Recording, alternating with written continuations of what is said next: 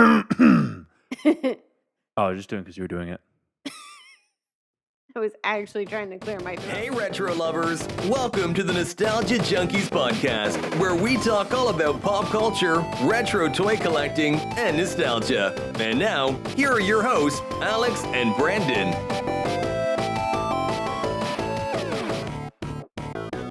So, as you may notice, Brandon looks a little different today because instead of having Brandon on the episode today, we are going to have my wife, Jocelyn, also known as, The fry whore. who we have been talking about for a few weeks now. Behind my back. Well, Shame on you. You weren't listening to the podcast, I and you have needed now. I Uh, have now. to. Yes, you heard me call you the fry whore. You approved the nickname because you came up with the nickname. And now I call myself the fry whore to your mother.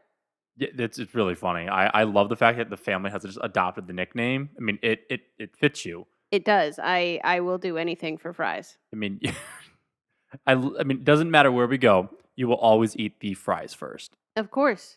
They're better hot. I can't make them well enough on my own at home.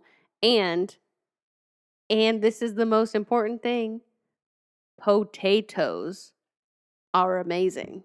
Yes, but fries are the cheapest part of the meal. They have the least amount of sustenance when it comes to protein. But guess what that makes me? A cheap Lazy. date. A cheap date. Except no. That would mean that you don't order anything else, but you order with your eyes. So you order the steak, the lobster, the shrimp, the salad, the soup, and then the side of fries to go with your side of fries. You And know what all I you just eat thought? is the side of fries. And then we take everything home, and like every good wife, it just goes inside of the to-go home box, the little doggy bag, and then it goes inside the fridge. And then it's never to see the light of day again until a month later. We clean out the fridge; it's covered in mold. That's not true because you will Right. often That's take 90% of the time. my leftovers and then make them into a fabulous egg creation the next morning. So Or I just eat them, and it's the one time when you actually were going to eat your leftovers. that is also true. Yep, you need to Oh. constantly communicate with me and then just think that I'm going to second guess my decision. Exactly. So before we get like into what we're talking about today, because you know what we're talking about as well, I figured why don't we just kind of discuss what you also collect? Because I'm not the only collector in our household, which is a dangerous thing, which we'll talk about in a little bit. But Johnson, what do you like to collect? Well, I just think it's funny because it's dangerous on two fronts. It's dangerous for financial reasons, Mhm. right? Because budgets are a thing. And two, because of space. Thankfully, this basement is getting redone and As we you are s- very close. Do you see? Last time there were no studs; it was just the drywall. And now the drywall's painted. Well, there was a stud. I have some right here. I know. Hey. We made that joke last time. Yeah, well, I'm making it now as your wife, so let me make it. Thank you, Fry Whore. You're welcome. So you have a few different things that you collect along the lines of like what VHS, Mhm. Motu, Mhm. and my least favorite, But the best. Star Wars. Yes. I grew up watching Star Wars with my mom and my brother, and my brother and I had some of the toys from the 90s as kids, and seeing them in stores, like in the vintage toy stores that we go into, is both a little sad because we are old, apparently. And it's also very fun because now I get to buy the ones that I actually wanted, but we couldn't get for one reason or another.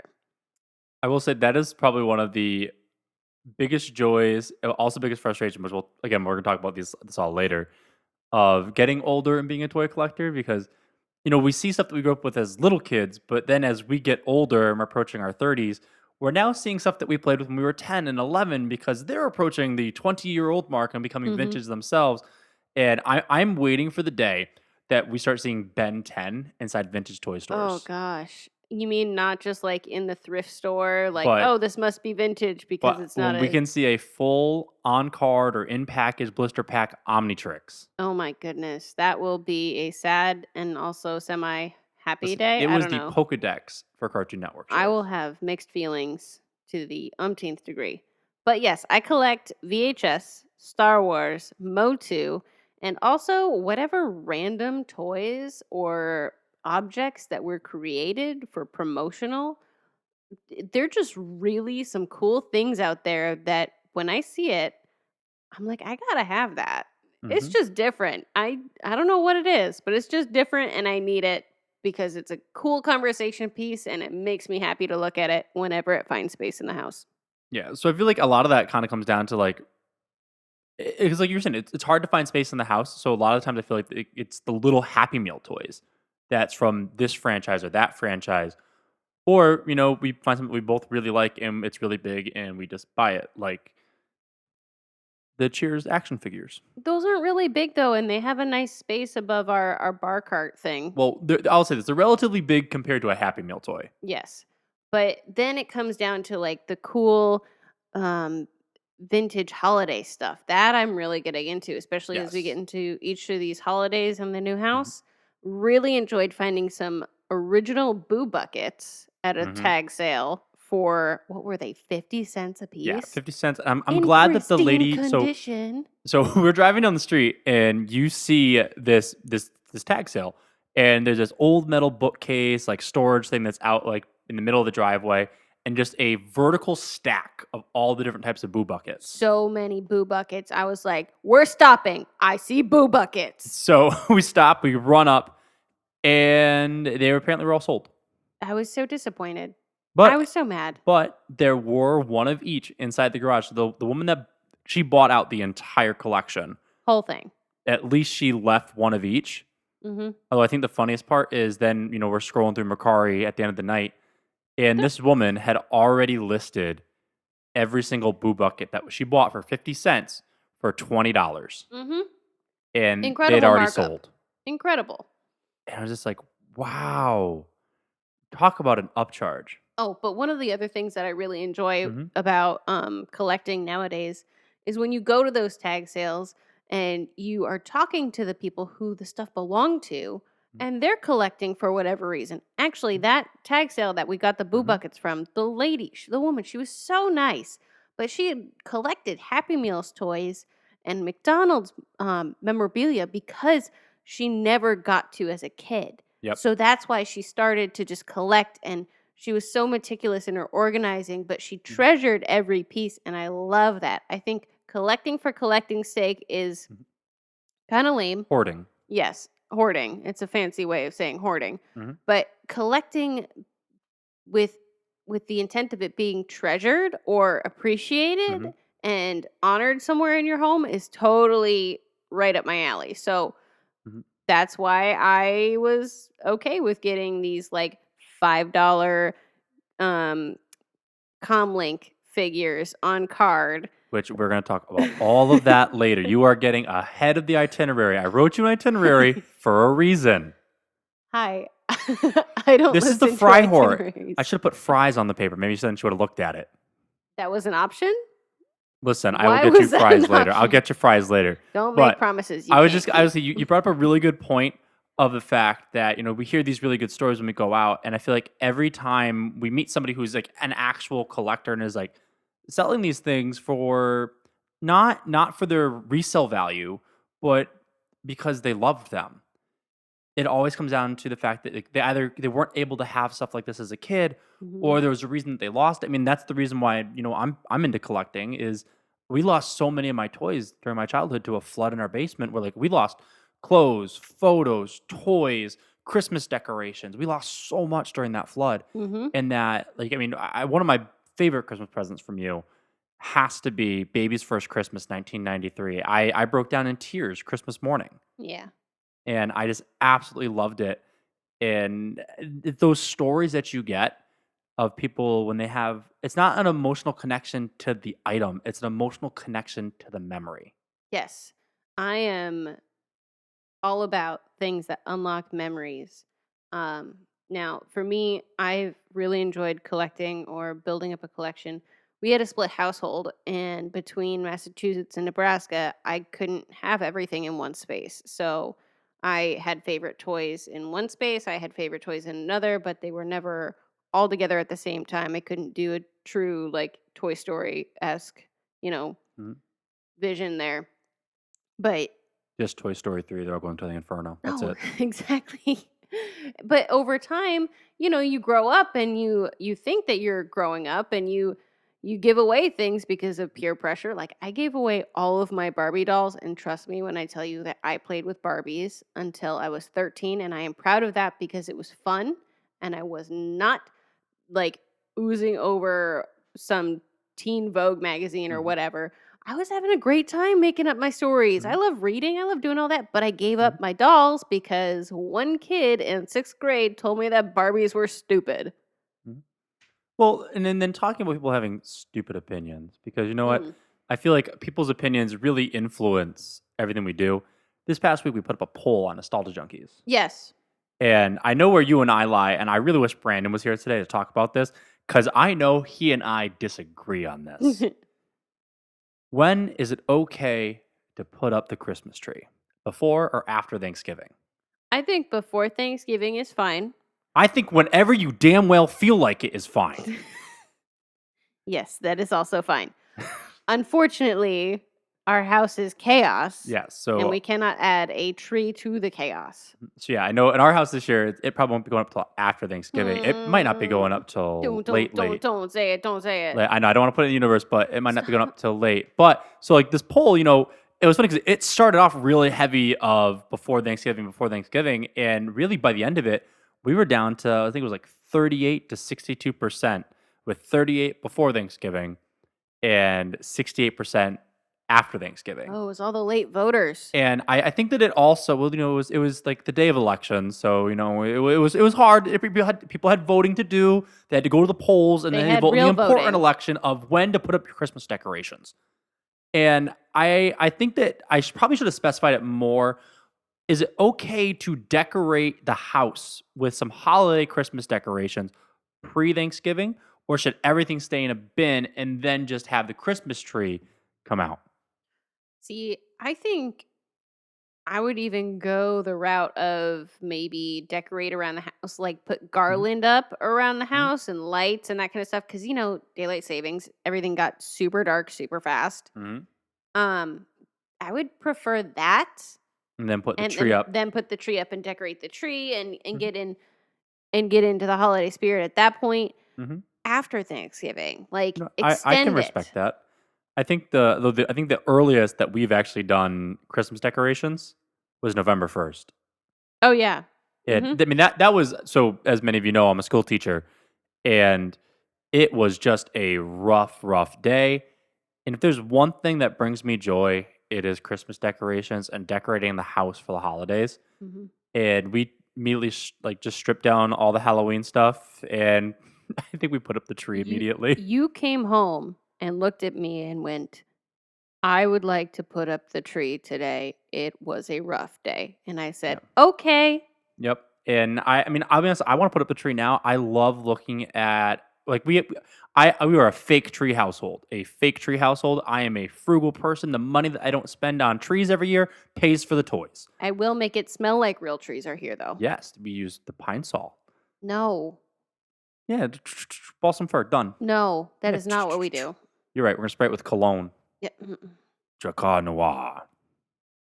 Okay, Dennis Feinstein. Yes, but listen, it's not the Snake Hole Lounge. But yeah, so just putting the tree up, having that like nice light, especially if you're like throwing on a movie and you only have the holiday lights or Christmas lights turned on. Oh, that is glorious. Yes, and I love that season. And I don't want to say, like, I don't want Christmas to take over Thanksgiving. I think Thanksgiving needs its time. Mhm. However, there's something about the mood that just those lights put you in. Maybe, and I said this, I just hit the mic. I said this a couple years ago, and I stand by it. I think we need to redub the Christmas tree as a holiday tree and come out with themed ornaments for every single season. You do know that people do that anyway. I think that if we put a name on it, people would pay for it, because people will pay for anything. So are we going to make little turkey ones and they can go on the turkey holiday tree? Yeah, the Or the turkey tree. Thanksgiving one? Turkey tree, yeah. Turkey tree. Turkey tree. Turkey But tree. yeah, so that was the poll. If you disagree and you think that the Christmas tree should go up after Thanksgiving and you don't agree with us, or if you think that maybe you feel really passionate about there's just be no tree and maybe you need to just do, like, the Festivus poll. And maybe you are a Grinch. Well, the Festivus poll, that's a Seinfeld. That's Seinfeld kid. Come on. I'm younger than you. And I know that. I'm not talking about Seinfeld. I'm just saying that they're a Listen, Grinch. if anything, we know that I'm the Grinch after his heart grew 3 sizes that day. But if you disagree or agree, like leave it in the comments, leave it in the description. Let us know what you think, because I would love to hear your opinions. That way, we can either agree and rejoice together, or we can fight. But we'll fight with some passion.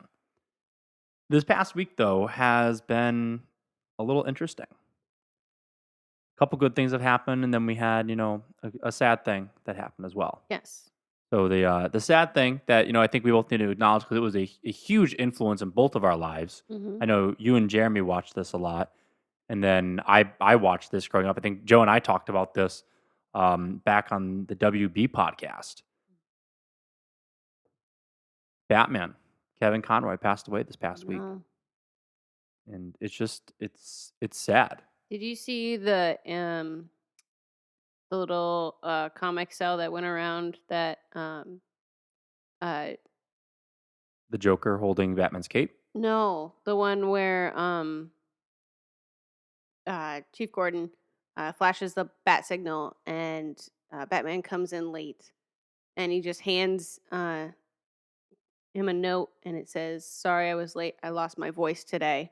And then Oh, he he just goes, "Sorry about that, old friend." And Batman like swings away and it's like raining and it just like broke oh, my I heart I reading didn't I that. didn't see that. That Oh my is gosh. It was no. I saw there was slightly I traumatizing. think Mark Hamill shared this one where it was the Joker from the Batman animated series, Hmm. and he was holding Batman's cape, and in the shadow of the cape was Batman, and it was the Joker like standing holding the cape in tears, and it was just like, Hmm. oh, it was. There were so many just good memories that came from that show, and just that long living legacy. Like Kevin Conroy is like such an iconic voice of Batman. He played Batman in different iterations during the CW crossovers. He actually got to play the live action Batman at one point. Hmm. And Kevin Conroy was a man of legend, and he will just deeply be missed. Completely. He was a true Batman. Yeah. But there were some good things this week. I know you and I, this past weekend, we got to go watch the new Black Panther movie. Also, need tissues for that. Yes. No spoilers, but bring tissues because popcorn, sopped napkins don't We didn't need work. to get salt or butter. No. Oh, come on. But no, the Black Panther movie was phenomenally well done. There wasn't really any lull in the story. Mm-mm. It just carried on through. It wasn't rushed. It was well paced. They really gave everybody their time. And trying to be spoiler free, I think with Chadwick Boseman's passing, while Black Panther, the first Black Panther was really led by Chadwick Boseman, this one kind of to me felt more like an ensemble piece. Yeah, it was very much the entire cast led it. But then again, it had a really good way of navigating each of the characters' processing through Chadwick Boseman's death. Yes, So, the different grief that they had. It mhm. was phenomenally well done. I'd love to talk about it more, but we'll talk about it more at a later date. That way, I know that you and I would easily just start riffing and giving our I'm theories. trying And so hard so not to say let's move it anything. on to something where you don't have to focus on what you can't say, and then focus on what you can say. Because the next point is something I am super excited about. It's like the whole reason why I'm wearing a Pokemon shirt today. That is, the electric typing, even though that is one of my least favorite typings. Ash Ketchum from Pallet Town, Satoshi, finally won. He is a Pokemon master. He won a legitimate tournament. I know he won a Lola a few years ago, but then they had to put in the little thing that Alola wasn't a real tournament. They're not a real league. I'm like, Holmes just took down Professor Kukui. Like he fought people. He won. No, it's a Lola. It doesn't count. So they made him redo the whole thing.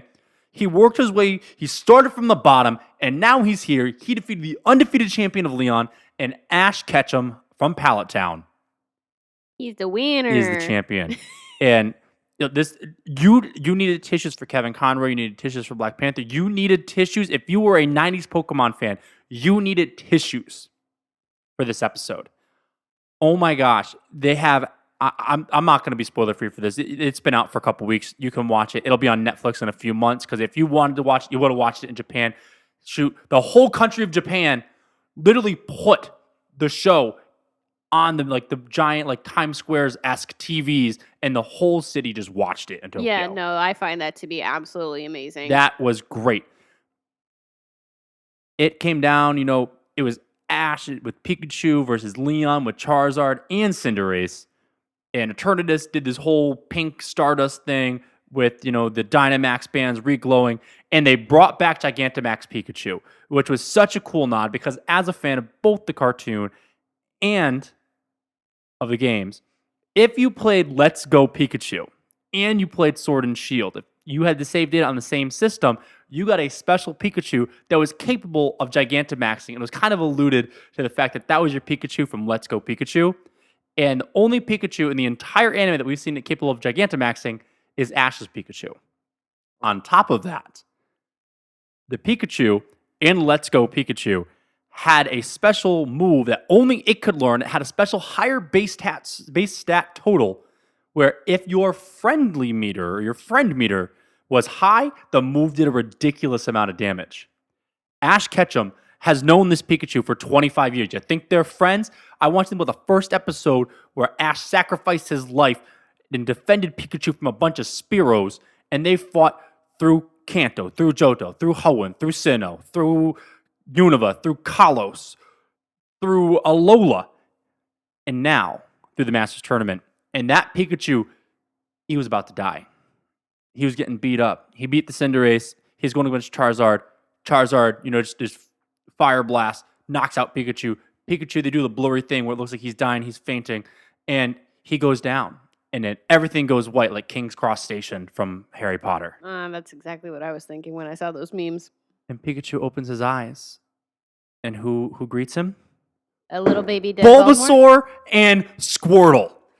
With the Squirtle Squad glasses. We have not seen the Squirtle Squad for such a long time. And there was Charizard. And then to make it better and make you cry, Butterfree. We haven't seen Butterfree since Bye Bye Butterfree when he went off that pink wannabe shiny bitch. And it was great. That. Yeah, I made you watch the episode so you would cry too. Yeah. And then nice. Pidgeot came in. We haven't seen Pidgeot since Ash left Pidgeot defend against that Spearow that he sacrificed his life for, that became a Fearow and was tormenting all of the Pokemon in the forest near Professor Oak's house. All of them greet them. And then they show Primeape. We haven't seen Primeape since the first original series. And then they go through all of his Tauros and all the Pokemon that he caught. There's Snorlax. Then they go into Johto and show the Johto Pokemon. They even show Larvitar, which he returned Larvitar to Tyranitar. I'm sorry, I'm a Pokemon nerd. But they showed every single Pokemon that Ash and Pikachu have fought with or have bonded with. And it was amazing. That must have taken a while. They didn't do it with their super rushed animated animation style. They actually took time and drew it out like it was a dream sequence. And then Pikachu comes back and goes Super Saiyan, just like he does in the Let's Go Pikachu games. And the animation style that they did during the final moments of the battle was amazing. And then Ash just comes out on top and beats Leon. I was so happy. My little 8-9-year-old heart from when I was just a wee little lad. I was probably 5 or 6 really when it came out, because it came out 25 years ago. So yeah, I was 4. I loved it. I mean, I have memories of running home after school to watch Ash fight Blaine back when it was on the Cinnabar Islands. And I feel like I finally had my life complete with Pokemon, with the anime. Wow, that's really nice. That's yep, how you I don't make need your anything else complete. in life. Goodbye. So great. Goodbye, Fryhor. So nice. But really, I am happy for you. That sounded like a really good ending to, or not ending, but just a really good culmination of all these years of Pokemon. And I know that you were nervous about that episode and how they would play it out, whether or not he won or lost. But, so much has been building up to this moment over the years. And it sounds like they did a really good job honoring that and bringing everything back in and just making it a good experience for fans. Yeah, they did a phenomenal job. I think my biggest concern was about them rushing the battle because every one of Ash's battles, they really took their time with. And everything in the first round of the tournament, they took their time with except for Leon's battle. Leon's battle was like 5 minutes of an episode. That was it. Then Leon's battle in the semifinals or the quarterfinals was like half an episode. His semifinals, half an episode. Mm-hmm. There wasn't like this gradual, like seeing Leon struggle, and then all of a sudden we get to Ash, and all of a sudden there's this struggle. And I will say it did seem kind of forced, but they did it so well because they talked about Ash's creativity and his battle mechanics. Hmm. And I was so floored. They did a great job. They just stretched out for 4 episodes. They didn't rush anything. It was like, I'm worried they're gonna be like, oh, it wasn't real because Ash got to use all 3 mechanics and Dynamax, Gigantamax twice. But you know what? Leon asked to fight Ash at his hardest. Leon could have used all those things too, and he chose not to. So if anything, Leon put a personal handicap on himself because he was too cocky. Hmm. And that is the ship I will die on. Right. Yeah. That's a good ship. It should. And that ship will now sail into what's coming up with Pokemon that we are excited about. Right, Alex? What's coming out? Currently, as of time of recording, in about 30 hours, not less than 30 hours. Now, here's my question for you, because we just got a call from GameStop. Are you going to go? That's why I'm saying midnight? in 30 hours, less than 30 hours. I'm going to be there at midnight to pick up this game. Are you expecting me to be with you? No, but I will go to work the next day. Oh, I know you will, but if I do... Listen, you can be in bed, that's fine, but I am going to GameStop, and I'm going to start, and suck it. But yes. So, we were supposed to start together. Then stay awake. Honey, I go to bed by 9. If you don't put in the time, then you don't get your game in the line. Yeah, I don't know. That doesn't... Shut up. That's like a Jocelyn joke right there. Listen, you have to stand in line at GameStop for the midnight release in order to get the game. But yes, so the new Pokemon Scarlet and Violet is coming out in less than 30 hours as of time of this recording. Hey, and you know what one I get to play? Violet, because it's my favorite color. And I get to play Scarlet. And I think what was really funny is you and I picked Scarlet and Violet, mainly because you picked Violet and then that left me for Scarlet. And then they started releasing all the other information, like the professors. And I think it's kind of funny that you get the male professor and I get the female professor. Yes, I think you that is very funny. You get futuristic technology and I get prehistoric stuff, which is, I think, really just kind of aligned with what you and I both kind of like. Yes, especially for... I will say that I think I might enjoy kind of the prehistoric Pokemon, but at the same time, I'm definitely nervous about it. I feel like every time I get into a fight in a video game, I am too anxious. Well, what's nice is you and I can actually trade Pokemon. I know. I'm looking forward to that, so you can do all the grinding, and I don't have to. This is the perks of marriage. You no longer have to find a friend to trade Pokemon with. You just have one that she's legally bound to you, and it's great.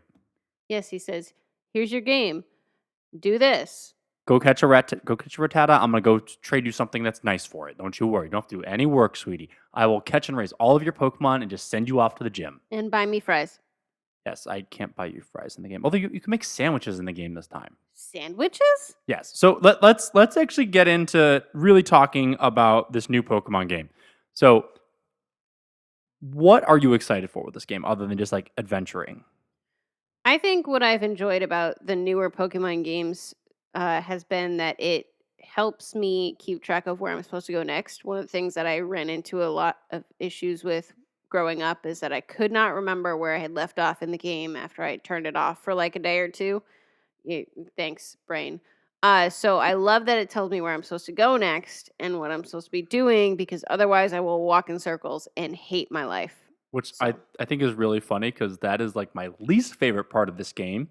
Yet, as someone who's played God of War with me, you know that I need that in certain games. Mm-hmm. But Pokemon, that is like, I just understand it. It is one with me. And I'm so happy for you with that. But for the rest of the population who does not have a brain that retains everything like a steel trap, we need help. My encyclopedic brain of Pokemon knowledge. And everything else. Okay, it's not just Pokemon. Yeah, it's mainly Pokemon. But so I'm excited for that because I know that moving forward, I think that'll be a really good help for people playing.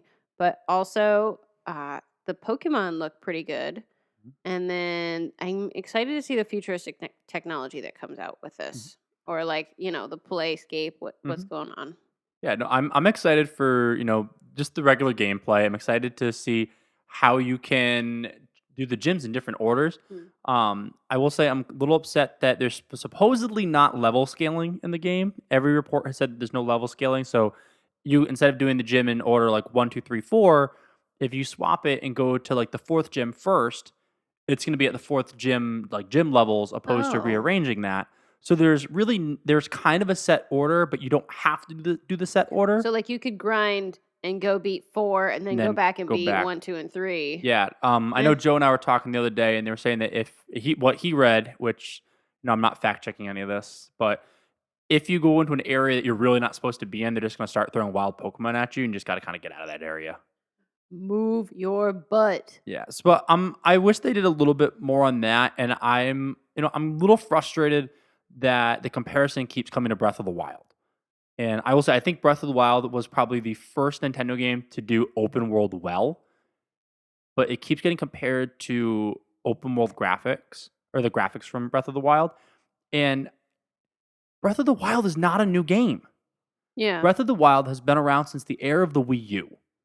So they haven't had to update any of the gameplay for Breath of the Wild. Mhm. The only thing they've had to update is the graphics and just the And the engine that runs it detail, for yeah. being faster. Where this Pokemon game, brand new. Sonic Frontiers that just came out, brand new. Like these are games that yes, they've been in development, but over the past few years, the only thing that Breath of the Wild had to do was update the graphics.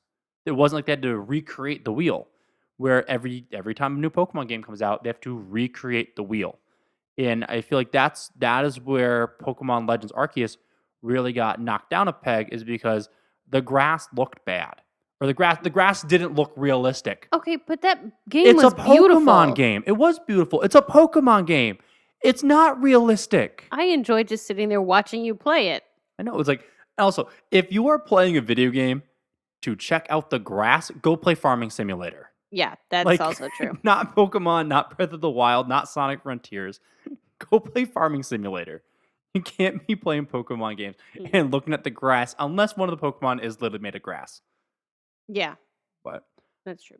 I'm very excited for this new game. I know that I was actually talking with one of my best friends, Steve. I know Jocelyn knows Steve. Steve, but none of you know Steve. We love Steve. Steve.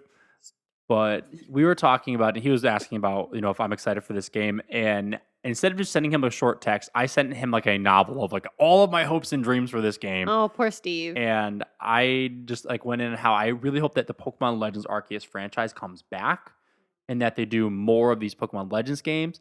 And I can't wait. If you are a fan of the Pokemon Legends Arceus games, what area, what region would you want next? What would you want? Kanto, Johto, Hoenn, Kalos, Unova. That's what I want to see down in the comments. On top of our other things, I'm just asking a bunch of questions about this thing. I want to see that down in the comments. I know my most cherished one would probably have to be Legends Hoenn. I want them to go to the Draconids and do all the dragon stuff, like the initiation of Rayquaza and his first Dragon Ascent. I'm saying a lot of words you don't know. Yeah, Yeah. and they're cool words there. I Yeah, like it. Again, I'm steel big trap. fan. Big fan for you. Happy about this. I don't have an opinion on this matter, but I am looking forward to So playing Violet. Then let me get your opinion then. Out of the 3 starters for Pokemon Scarlet and Violet, we have Spirigatito, we have Fuecoco, and we have Quaxley. So we have Grass Cat, Fire Fire- Croc, Yep. and Water Duck. Can I just say that it's a little upsetting that we have like Weed Kitty, Party Pinata, Duck. We have so many Water Duck Pokemon. There are so many. So many Water Duck Pokemon. I mean, I kind of like, Is Psyduck a joke to you people? obviously. Is Ducklet a joke to you people? But wait, is Quaxley psychic? No. So these are their typings. This is what they're strong and weak against. Yeah. It doesn't even say psychic over here. None of them say psychic. So where did you get psychic from? Is it because of the hair that's made of water? No, I was trying to think of Psyduck. Psyduck wasn't even psychic. No? Psyduck evolved into Golduck, and neither of them were psychic. Psyduck would get bad headaches and use confusion. Oh, maybe I'm just remembering the Confused. bad headaches animation that would Probably. happen. Hey, at least I'm It's a remembering term something. of endearment. I at least knew exactly which Pokemon you were talking about. Who are you going to use? Weed Kitty, Party Pinata, or the Duck? I kind of want to do Weed Kitty. Weed Kitty? Yeah. Yeah. Weed Kitty. Weed Kitty!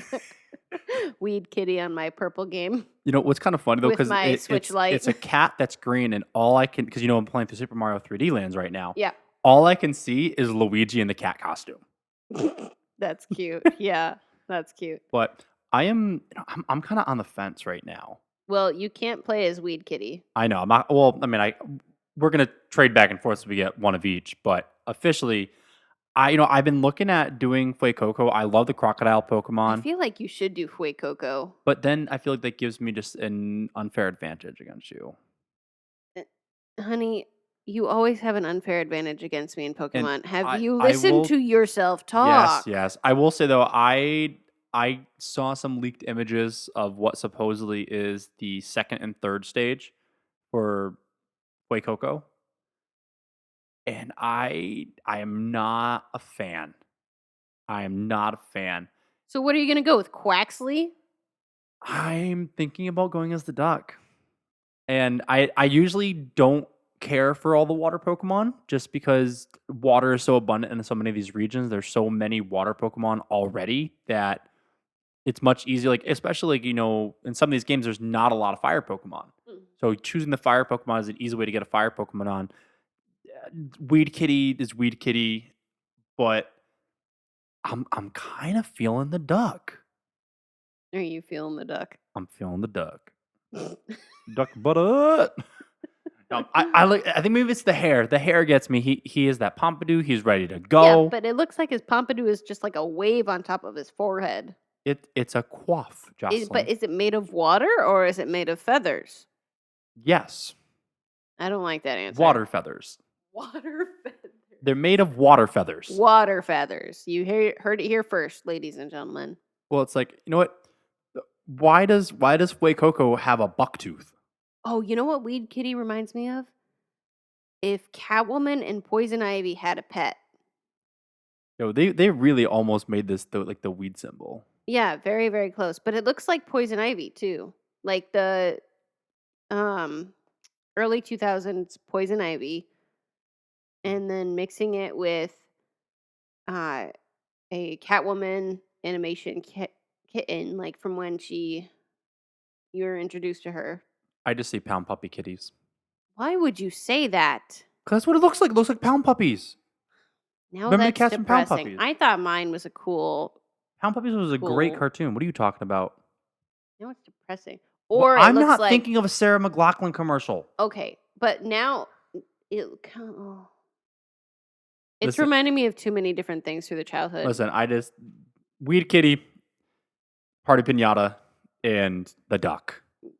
Although Party Pinata is kind of cute with his dopey smile. He is, and I hope he stays as cute as he looks now, or They just never looks do. ferocious. Okay, remember the penguin one that I played? No, he Oh, did yeah. not. No. So Jocelyn had never uh-uh. played Diamond and Pearl, so when we I'm got not Brilliant happy. Diamond and Shining Pearl, she chose Piplup, which is like the worst Pokemon to choose. Why would you I'm choose not happy Piplup? because Piplup I was the do not worst research starter. things. He I was do not. He was adorable, but Empoleon, like, you have this cute, adorable penguin that turns into this steel knife-edged penguin that barely has any good moves. Although I did name it Hedwig, and it is still my number one. Did you ever beat Cynthia yet? Shut up. So wait, I do have a trivia question for you. Oh no. I have a trivia question for you. There have been so many games, Mm-hmm. and there's always 3 starters, except for Let's Go Pikachu and Let's Go Eevee and Yellow version. Those are the only games where you don't get could 3 have starters. told me that there was always 3 starters, and I would have believed you in every game. Well, yeah, That's there's where I'm just at. a few exceptions. So I'm going to give you a couple options. I want to see if you can pick the most popular starter. This was voted on IGN, and this is the most popular starter from basically all Pokemon fans. Is it Bulbasaur, the grass starter from the Kanto region, the first game? Is it Froakie, the water frog from the Kalos region? Or Torchic, the fire chicken from Hoenn? All right. Well, I will tell you that the Pokemon that I thought of at first is not one of those top 3 at all. Which one did you think it was? Charmander? Yes. Yeah, surprisingly, Charmander is not the most popular. That is immediately who I thought of. And so it makes me concerned. But also, I feel like longevity wise, it might be Bulbasaur because he's been an option for the longest out of all of those. Mhm. And he's just really cool. I'm going to go Bulbasaur and just go with it. You are incorrect. Dang it! It is not Bulbasaur, which How? is sad because Bulbasaur is my favorite. Yes, and I'm supposed to be crocheting No with one Bulbasaur. likes Little Onion Boy. No one likes Little Onion Boy? No one likes Little Onion Boy. The most popular starter, It's going to be voted some in weird IGN. monkey thing. I gave you 3 options. Why would it be one that I didn't give you? Because the name that you gave me for one of them sounded like a weird monkey Froakie? thing. Yeah. The frog? Like croak? Like frog and croak mixed together? I just Froakie? heard the key at the end and thought monkey. So, Froakie, just to give you a little bit of clarity, Froakie was the starter that evolves into Greninja, which was Ash's starter. When he was in the Kalos, he almost won the Kalos League, but came in second place to Alon, who then actually was the first person to lose to Leon in the Masters tournament. And so it was kind of a little callback to like the guy that Ash lost to in his hardest battle was the first person to lose to the guy that Ash beat in his hardest battle. Okay. I feel like I said hardest twice there, but it was just like as a Pokemon fan, it was a little nice bit of closure. But yeah, that is the most popular starter, Froakie. and What does he this look like? is what he looks like. This little boy, little frog with a little white mustache. I don't ever remember seeing him. Because you probably never played that game, but this is what he evolves Nope. into. You might recognize Greninja. He's in Smash Brothers. Oh, yes. Yeah, so I do recognize Greninja. Yeah, so he evolves into Greninja, and everyone likes the Ninja Frog. What are those sneakers? From Gear Anime, but that is Oh, that's cool. yes, it is, and we can purchase those at a later date. Wait, is that a Squirtle one? This is why we get distracted doing stuff. Yes, it is, but more importantly, I just thought we could look through some of the quick exclusive stuff between Scarlet and Violet. See if you felt like you made the right decision playing Violet. I can already tell you yes by the looks of that first one. So we got Koraidon, Miraidon. We got Dino Bike Boy and Floaty Bike Boy. I like Floaty Bike Boy. I win already. Okay. Then you get, the past form of Donphan, aka Great Tusk, and the future form of Donphan, Iron Treads. I don't like either of those, so I'll be I don't honest, have an neither opinion. do I. They both kind of look stupid. Yeah. Larvitar, my heart, and Stonehenge. I'm for totally Scarlet? up for Stonehenge. Or Oh. the boy that wanted to learn how to fly. Bagon. What is that? And- An ice And cube penguin? it's What? better Piplup. Yeah, they rehash ideas a lot. This is another I don't penguin like Pokemon. that at all. It's another water bird. Okay, I want the other ones that you had. So that's a point for Scarlet. So that's what? 2 Violet, 1 Scarlet. Or actually 1 Scarlet, 1 Violet. Yeah, because we didn't like. Yeah, we scrapped that one. So 1 Scarlet, 1 Violet. Yeah, Professor Sada from Scarlet, she bae. No. Yeah. No, the You- other you- guy you like actually looks like Turo. You want a man that's named after an app that basically is the Airbnb of cars? you. Did you hear what I said? Yeah, he looks like a regular Chad. Okay, so do you want to go to the Scarlet Orange Academy or the Violet Uvula Academy? That is not what that says. Yeah, Uvula. No. Uvula. No. Well, Uva. Uva. Do you want your logo to be an orange or grapes? Grapes. Yeah, you gotta reach for them Bring grapes. on that wine. Gotta reach for them grapes. Which outfit is better? Oh, mine. 100%. I'll be honest, I think both of them look really stupid. I don't care. I Mine hope look that I hope better. they have good customization like they did in on Sword and Shield. Sword and Shield put the leather jacket on. I like the violet crest.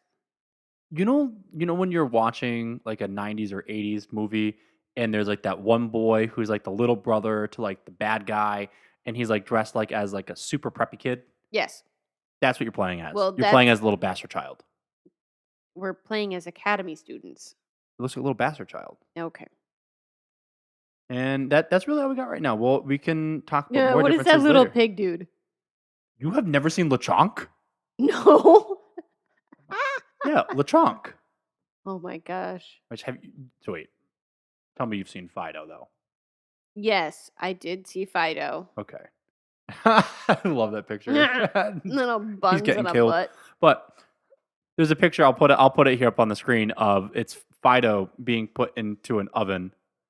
But He looks all cute and toasty it it warm. it does look very cute and toasty. But you are putting a dog made of dough into an oven. What do you think is going to happen? The only part of him that's alive is the yeast, and now the yeast is going to die. Wow, that got dark real fast. I just thought it was Don't cute. blame me. Blame the artist and just facts of society. But we have one more Welcome thing. to the internet. But we have one more thing to really discuss today, and we were talking about it a little more. But you and I are both collectors, and I feel like if you've made it this far in the podcast, you've definitely been able to tell that we distract each other a lot and we go off on tangents, just kind of like how Brandon and I do with tangents. However, here's the really hard part. Jocelyn and I share a wallet. That we do. So if one of us sees something or we both see something, chances are we both have really bad impulse control and it's going to be bought. We are working on that. And then we also I think one of the things that we're really learning right now is just like when one of us gets upset, it's not always a passive aggressive buy it for me thing, but we also don't need to then immediately make the other person happy from that. And I think like I think I'm still trying to track where so you're I- at with this because so I can't see. I think that, with impulse control, I feel like a lot of Yes. times it'll be like if I wanted something and I'm like, no, we'll wait, you'll go and buy it. Oh yeah. Or if you saw something and you're like, no, we'll wait, I'll go and buy it. Yep. Like I went to go buy your Crime Junkies t-shirts yesterday, but I can't get in there because I don't have the Patreon code. I can give it to you if you want. Yeah, so Oh, that's so nice. yeah, I was Thank trying to buy you. you the Crime Junkies t-shirt for Christmas, and I couldn't get into the website because you need a Patreon code, which maybe one day we'll do Patreon here. That'd be nice. But yeah. But oh, yeah. that's so sweet. Yeah. Thank you. So that being said, I think there's a lot of joys that kind of come from that. Like, when that stuff happens, it does give us a good opportunity for surprising each other. Mhm. And I think one of the big ones that I made you hold off on saying at the beginning of the episode was on our road trip, where this past summer we went from Connecticut to Tennessee to Michigan to Canada and back. I And miss Nebraska in there, while we were in Michigan, we went to Sergeant Red's in Utica. which we've been wanting to go to ever since we saw their redo video walkthrough. Yeah, which when they is bought the amazing. big collection and did everything. And this year we Gorgeous. decided to go to Tennessee first instead of going to Michigan first. So, Mhm. and when we did that, we stopped at a bunch of flea markets in Eastern Tennessee, and you saw something that you haven't seen in years, and they were all $5. Yes. So I saw the Star Wars, not the originals, but the prequel Episode trilogy, 1. Episode 1, Comlink toy. I remember my brother and I had one of those, and we would take the little figures stands and just place it on there and listen to the lines from the movies, and then Mhm. play with the figures, and also like pretend that the comlink was a walkie-talkie and all this other kind of stuff. It was one of those toys though that was only at one of the houses, so it was a big deal. And now we And the can't- actual Comlink like receiver was kind of pricey back in the day. It was like $25, yeah. $30. The toys were like 10, 15, but yeah. And so if you wanted the comlink receiver, then you'd have to shell out that cash. But like you could just get the figures Mhm. and play with those. and then have weird chips off to the side. Yeah, which is also what happened because you'd either lose the figures or you'd lose the chips. Hello, welcome to childhood. But at the first flea market, they had these figures and they actually had the receiver. Yeah, they had the On card. comlink on card, which I thought was the coolest thing to see the comlink because I hadn't seen it in years. Yes. So then through the rest of the trip, at Mhm. all the other flea markets, you completed all of Wave 1 except for one specific character.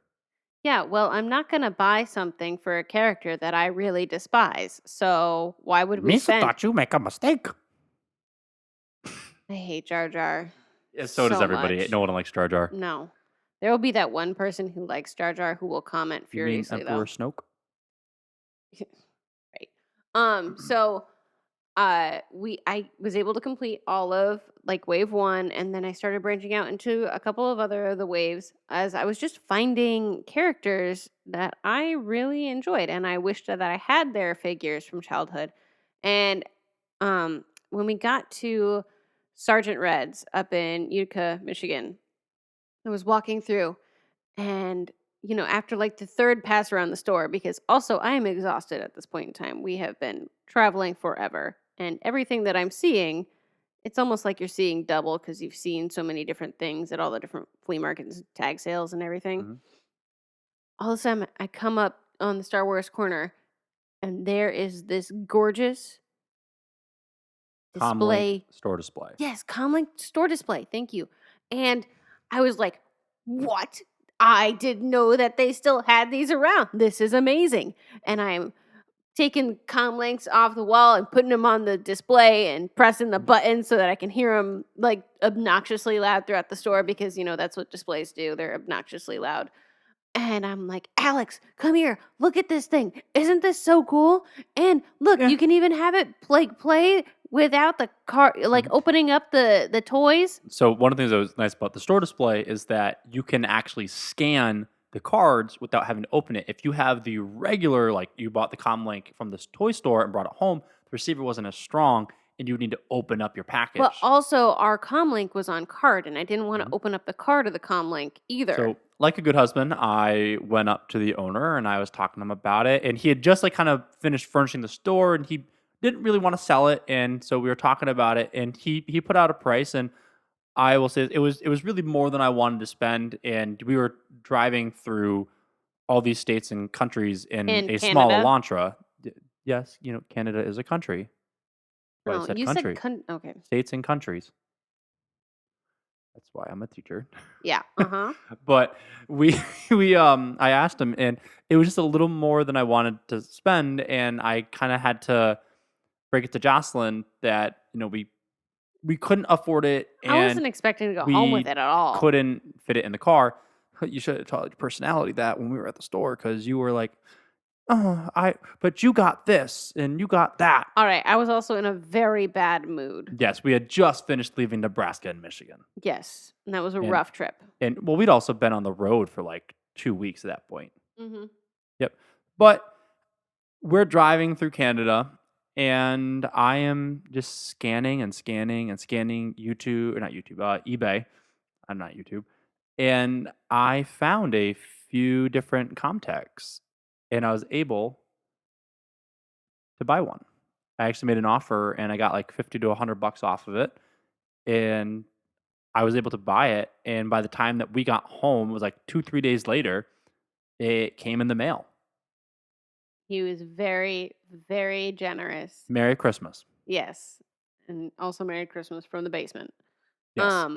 He was very generous. But that's the kind of thing that is so fun about being married to another collector, is being able to know what they love, be on the lookout for those things, and be able to surprise them with it, or, just be able to express like, hey, I like this and I would like to keep an eye out for it, but maybe not right now is the right time for it. I know personally I still have 4 or 5 of the Star Wars Burger King glasses that I'm on the lookout for, that we're both on the lookout for, which has been really fun to find in the wild. And then I also know that anytime I see Transformers or like some random ones like the Animorphs figure that I saw, that was a fun pickup.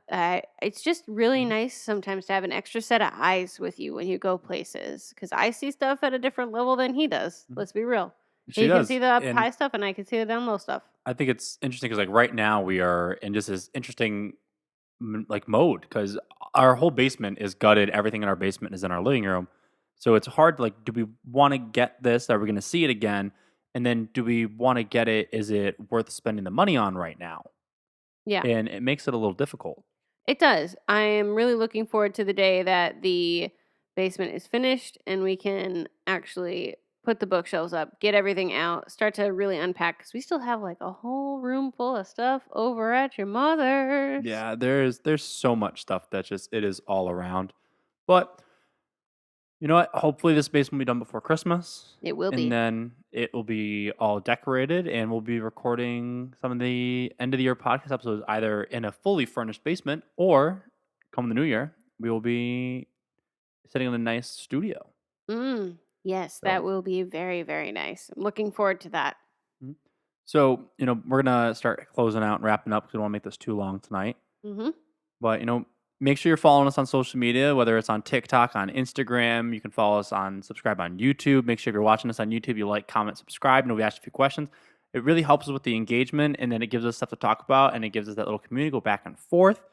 And then, just leave a review on, if you're watching on Apple Podcasts, on Google, on Amazon, leave us a review. Let us know what you like, what you don't like. If there's something we should be talking about, let us know. That poll on Instagram, shoot, we were able to talk about Christmas trees for about 10 minutes tonight. Should we have? No. Should we not have? I don't know. I like Christmas. I like trees. Okay. But yeah, thanks for joining us and listening. And Also, us- comment if you want Fryhor back on. yes, if you enjoyed having Jocelyn on the podcast and want to hear her opinions more often and hear how she tries to justify not knowing certain things, that's adorable. And let us know. But we'll see you next time. Peace. Bye. That's all, folks. Thank you for listening to the Nostalgia Junkies podcast. Follow us on social media, subscribe to the podcast, and make sure to never miss an episode. Till the next episode.